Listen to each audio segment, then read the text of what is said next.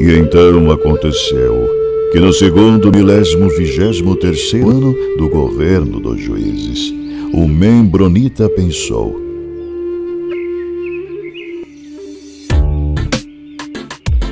Saudações, membronitas! Vamos iniciando mais um episodinho aqui. Uma das descobertas mais fascinantes aqui da neurociência na última década foi os neurônios espelho, já ouviu falar? Ele está ligado à visão, movimento, e está ligado quando a gente está observando uma coisa e vamos imitar. Esse neurônio é ativado nessas situações. Por isso ele é muito usado nas crianças, né? As crianças utilizam bastante esse neurônio, porque elas estão sempre observando e repetindo comportamentos. E quanto mais comportamentos nós observamos, mais esses neurônios são ativados. Esses neurônios eles buscam uma similaridade com o que a gente já faz, então, né, a gente vai estar absorvendo comportamentos similares, mas que ainda não conhecemos, para estar imitando. E esses neurônios são muito importantes porque eles estão relacionados com a empatia. Vemos um comportamento similar ao que a gente já faz, temos a tendência, o sentimento de querer imitar aquele comportamento, e automaticamente esses neurônios fazem com que nós sintamos o que aquela pessoa está sentindo, entendamos ela. Eu passo uma partezinha um pouco mais técnica no começo, mas depois a gente vai discorrendo sobre o assunto, beleza? A empatia, tá? Ela começou ali com um termo grego que é pathos, né? Que é mais ou menos em emoção. Foi um psicólogo alemão, no início ali dos anos 1900, Theodor Lipps. Ele estava tentando explicar a relação entre o artista e o espectador, né? O sentimento. E o termo em alemão que ele usou foi Einfühlung.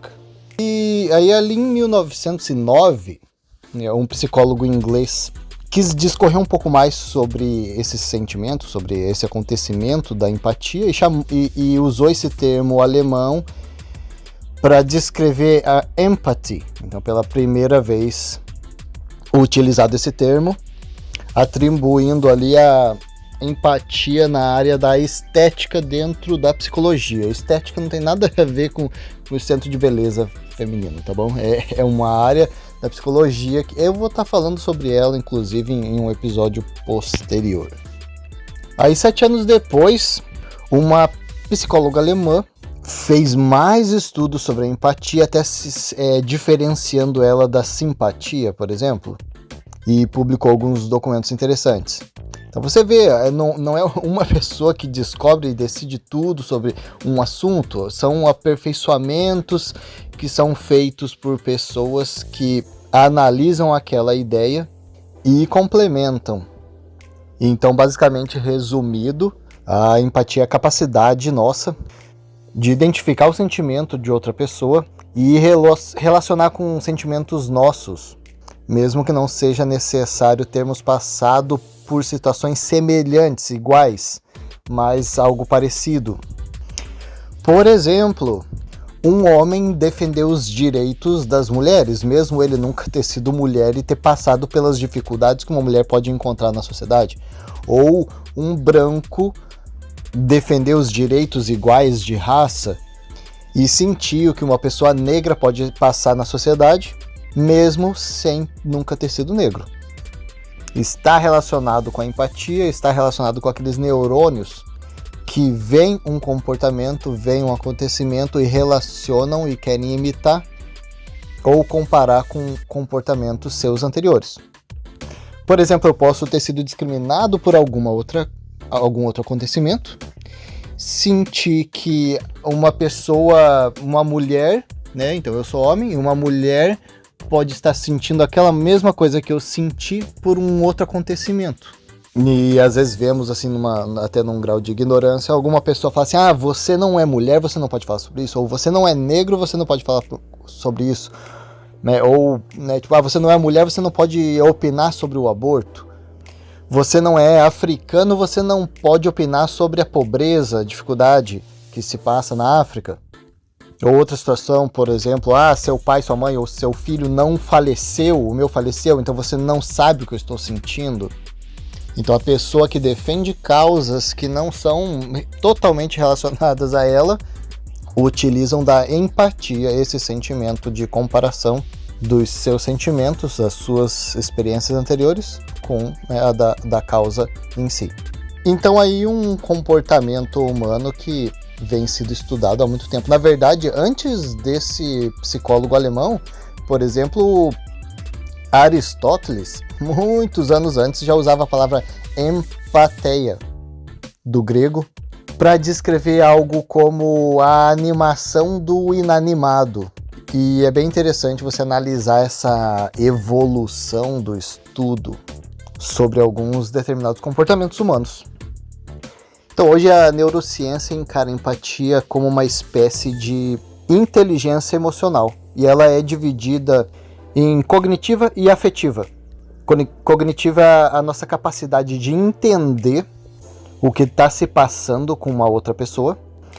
E a afetiva é a nossa capacidade de sentir as emoções que estão se passando com uma outra pessoa, mesmo sem estar se passando com a gente. Por exemplo, quando a gente está assistindo um filme e a gente chora com o que está acontecendo ali no filme. Não estamos experienciando aquilo, mas estamos observando.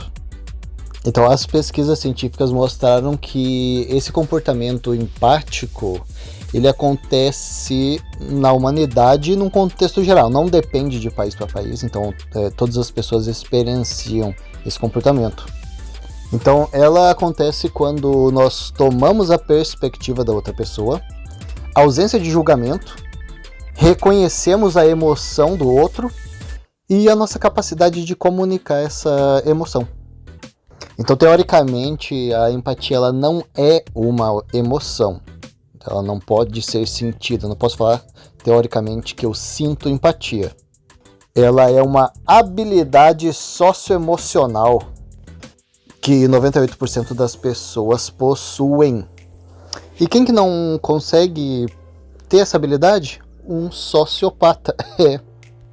Pessoas que têm um transtorno antissocial não possuem esta habilidade. Então, estaria mais certo falar assim, eu tenho empatia, mas assim, eu sinto empatia também. Eu particularmente não ligo e provavelmente já devo ter falado muito e vou falar muito que eu sinto empatia, tá bom? Só tô falando parte técnica aqui pra vocês. E quando eu tenho compaixão de uma pessoa? Tem uma diferencinha.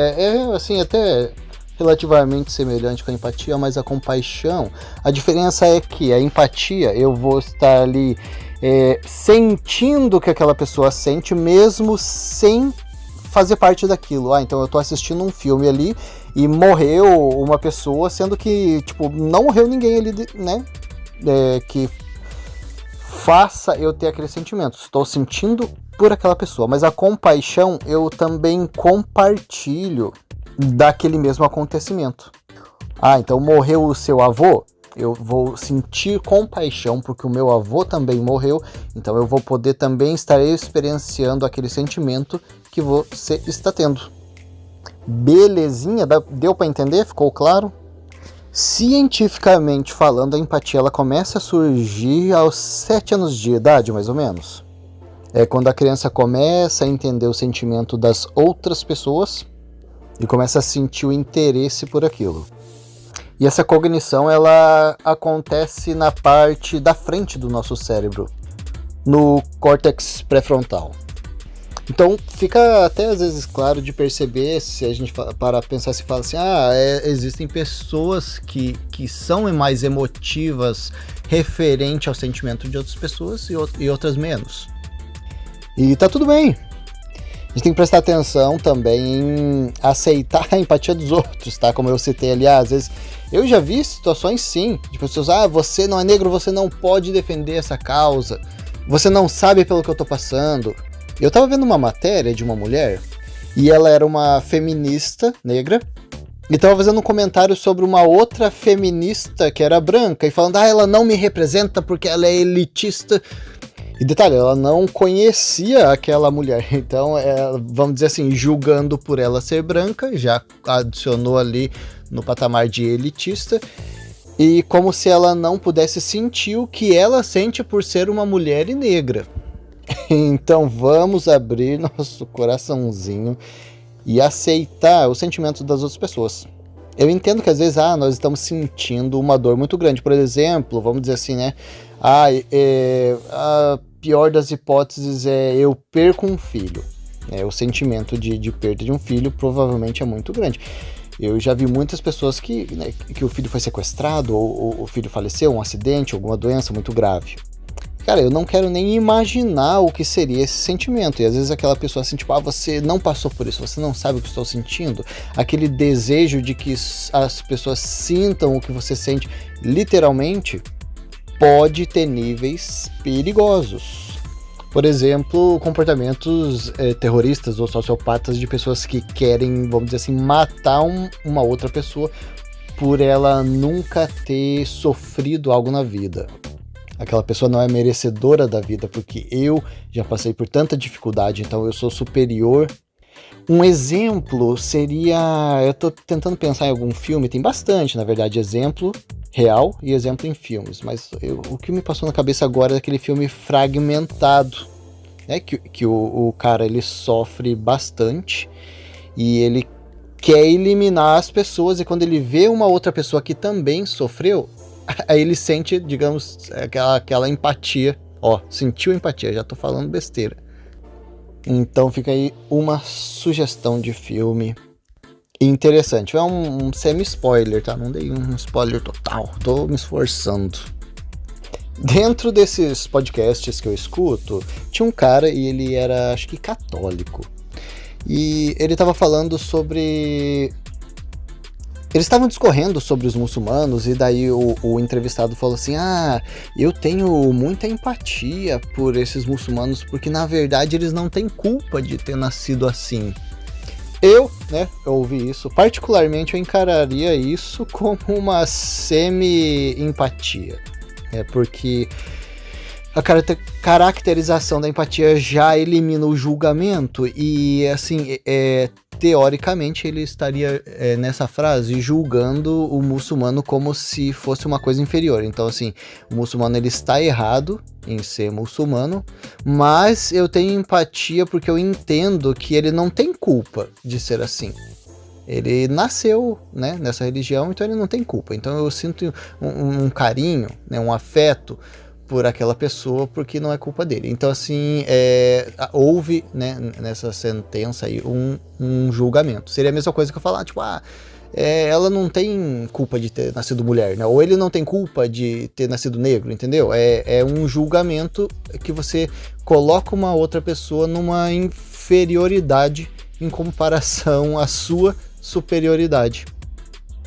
Então, assim, eu entendo o que ele quis dizer, eu entendo e é válido, digamos assim, o sentimento bom que ele está desenvolvendo por aquela pessoa, digamos, o muçulmano, mas ainda podia estar sendo desenvolvido um pouquinho mais.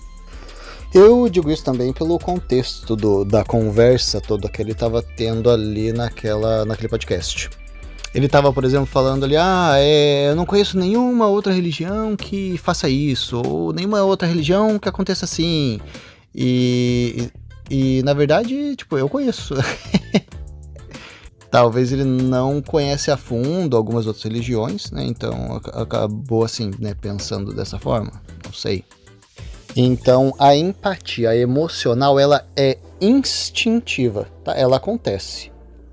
E, por exemplo, é uma coisa que o psicopata não tem. Então, ela não vai acontecer naturalmente no psicopata. E daí eu já não sei muito a fundo sobre psicopatia, mas acredito que talvez você não consiga nem implementar, desenvolver esse sentimento nele. Não sei. Quem souber, me diz. Mas não precisa me dizer, porque eu já dei um pause e eu já pesquisei e agora eu já tô sabendo. A psicopatia impede a pessoa de sentir a empatia instintiva, mas ela pode desenvolver a empatia cognitiva, que é basicamente você tentar aprender o que é a empatia, mesmo que você não consiga sentir, e tentar desenvolver ela de uma outra forma, mesmo que não aconteça instintivamente, você consegue perceber visualizando acontecimentos. Falou ali que na verdade depende do grau de psicopatia e que não é uma coisa fácil, na verdade é um trabalho bem, né, intenso para conseguir desenvolver esse tipo de empatia cognitiva em um psicopata. Então você aí que não tinha certeza se você é um psicopata ou não, se você tem sentimentos, assiste um filme, os sentimentos, né, mesmo que, né, sentimentos por sentimento de outras pessoas, aí já é um indício de que psicopata você não é. E aliás, né, vale lembrar que já que a gente citou essa síndrome, esse transtorno, fica fácil até de ter empatia por um psicopata, porque você consegue imaginar que, o cara não consegue sentir isso instintivamente, isso não acontece, e isso pode explicar muito do comportamento deles. Muitas vezes sim, né, você vai sentir raiva, você vai sentir um desgosto por alguns comportamentos, por algumas atitudes, né, que sim, podem ser violentas, podem ser trágicas, mas pelo menos você consegue entender o que se passa. O autista, por exemplo, ele tem uma dificuldade em ter essa empatia.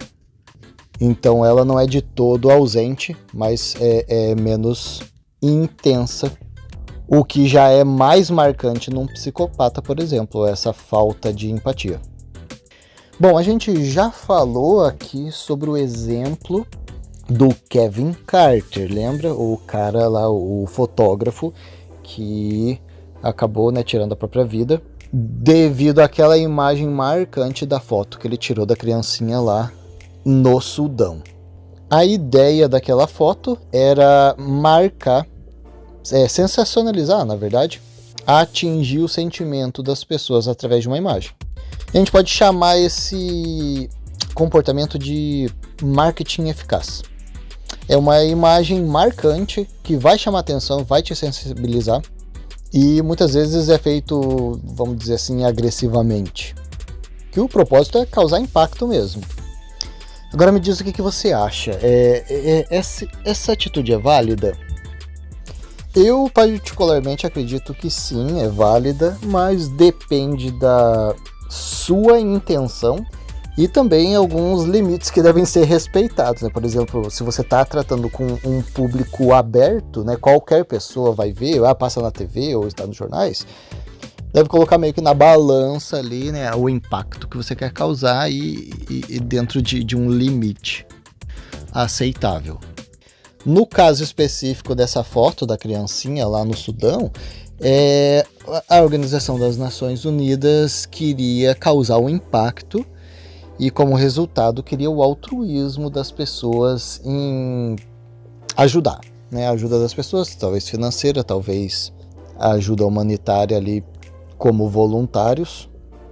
E existe um termo na filosofia que se chama altruísmo eficaz, que já auto se explica também, buscar formas eficazes de ser altruísta.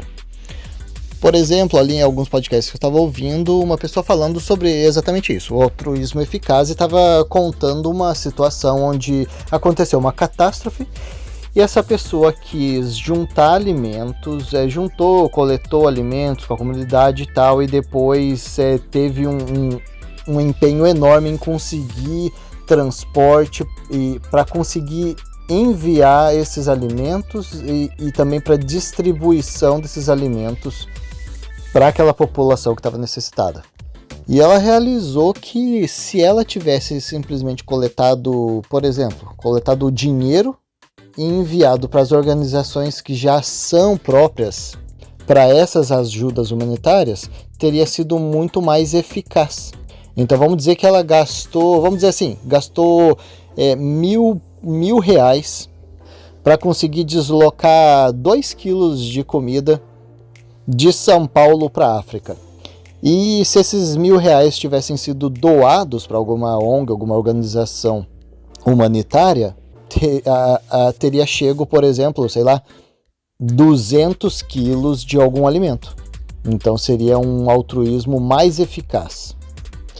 E algumas vezes nós temos algumas experiências boas, às vezes algumas experiências ruins, quando se trata de altruísmo. Uma das primeiras experiências ruins que eu já tive na minha vida, eu devia ter o quê? Eu acho que uns 8 anos, ou menos, não sei. Eu não vou lembrar direito, mas tá no meu diário, só que é muita coisa. O que aconteceu? Um cara bateu tocou a campainha lá em casa, tava eu, minha mãe e minha irmã em casa, meu pai tava trabalhando durante o dia, e era um mendigo, ele tava na rua e ele tava pedindo comida. Ele falou, tem um dinheirinho pra comida e tal, alguma coisa? E minha mãe falou, pera aí que eu já venho. Fechou o portão, né, ela pegou 2 fatias de pão, e assim, era um pão que ela tinha acabado de fazer, saindo do forno, assim, ó, maravilhoso. Nossa, bateu até uma saudade agora, de lembrar aqueles pães caseiros que minha mãe fazia. Nossa, muito bom. Saindo do forno, assim, ó, quentinho, você põe a manteiga em cima, derrete na hora. Nossa, muito bom.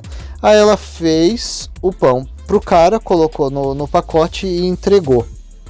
O cara saiu, e daí eu, molequinho, né, subi no portão. O portão era aqueles de chapa fechada, né, daí tem a trave no meio. Eu pisei nela, subi para olhar por cima do portão.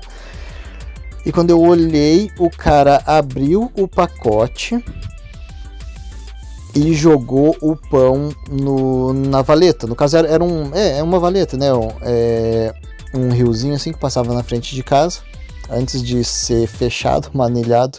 E o cara jogou aquilo ali na frente, jogou fora.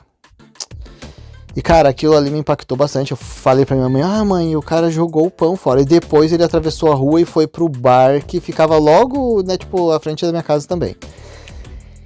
Então, né, ele tinha vindo e especificamente ele queria o dinheiro, né? Então, e ele disse que era pra comer, mas na verdade, né, ele jogou fora um pão que assim, cara, olha, sei lá, você tem que ter muito coração de pedra pra mesmo assim que você não esteja com fome. Cara, um pãozinho cheirosinho daquele é um pecado você jogar ele fora.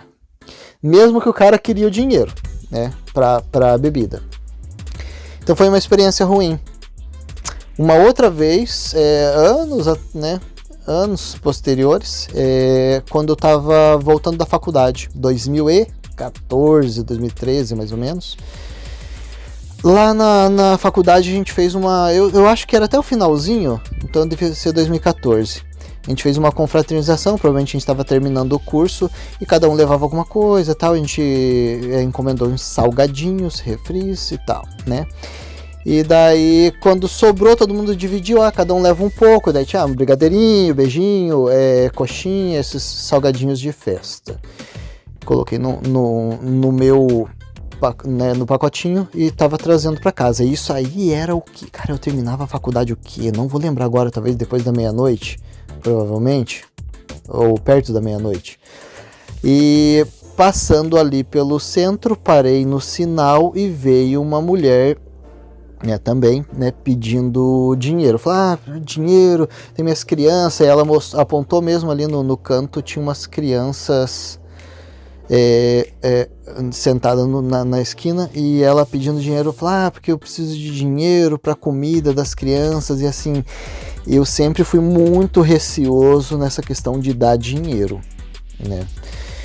E eu usei ali a oportunidade. Talvez se eu não tivesse aqueles salgadinhos, talvez eu desse dinheiro, mas eu preferi dar o salgadinho. Eu pensei, né, diretamente ali, né, para matar a fome meia-noite, o salgadinho provavelmente ia ser uma melhor opção do que um dinheiro. E eu fui oferecer, né, dei a bandeja ali, era uma bandeja de salgadinhos, abri, mostrei, aqui uns salgadinhos tal para você, para as crianças. Ela falou, então deixa, e foi embora. Ela não quis o salgadinho. Eu pensei, cara, eu mesmo sem ser mendigo ia estar super faceiro com os salgadinhos de festa. E ela não quis, negou, não quis. E daí abriu o sinal e foi embora.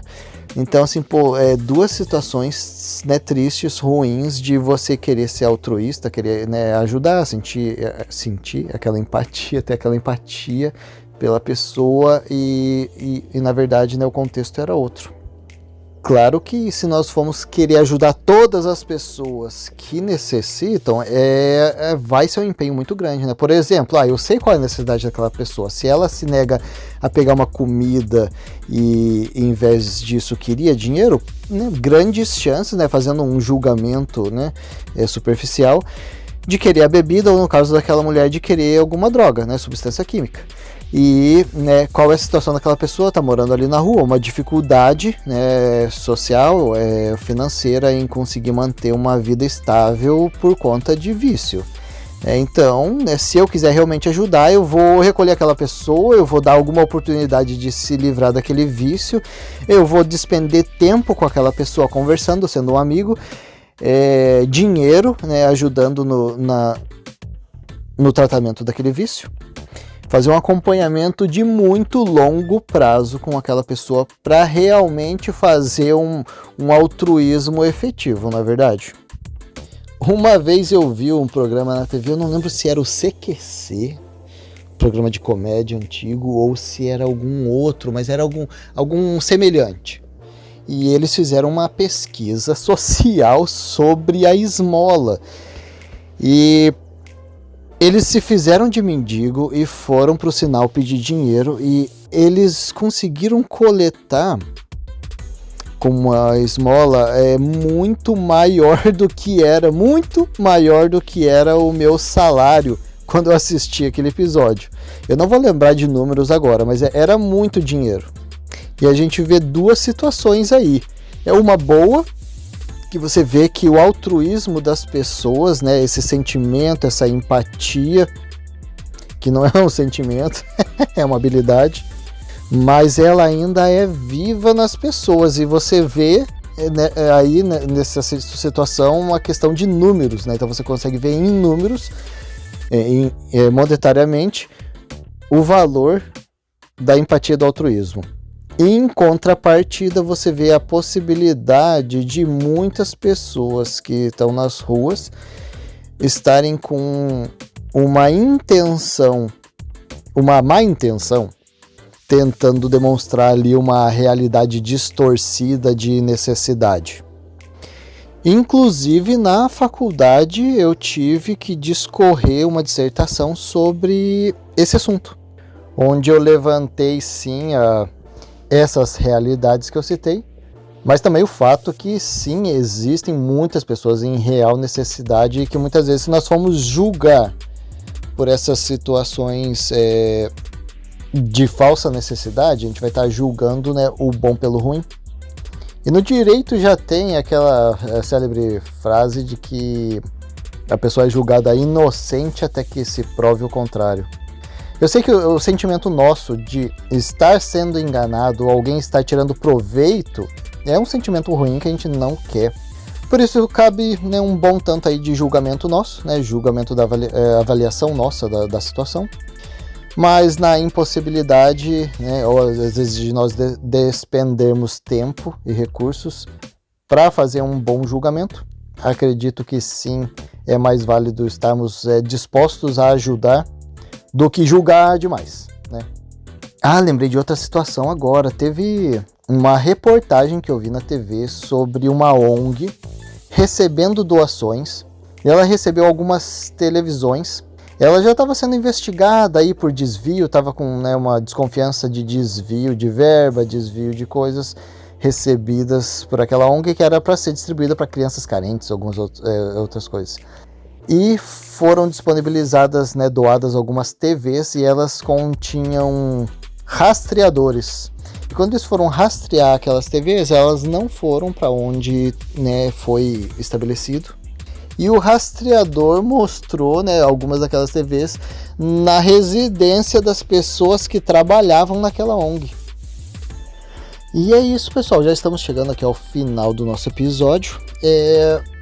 Conta pra mim, no próximo episódio eu vou estar falando 5 filmes que me tocaram mais, que assim fizeram escorrer lágrimas, tocaram meu coraçãozinho, então deixa aí nos comentários, no Spotify, no YouTube ou lá mesmo no Instagram, Facebook, filmes que te tocaram. Quem sabe se eu não assisti algum deles, eu vou querer assistir. E é isso, até a próxima!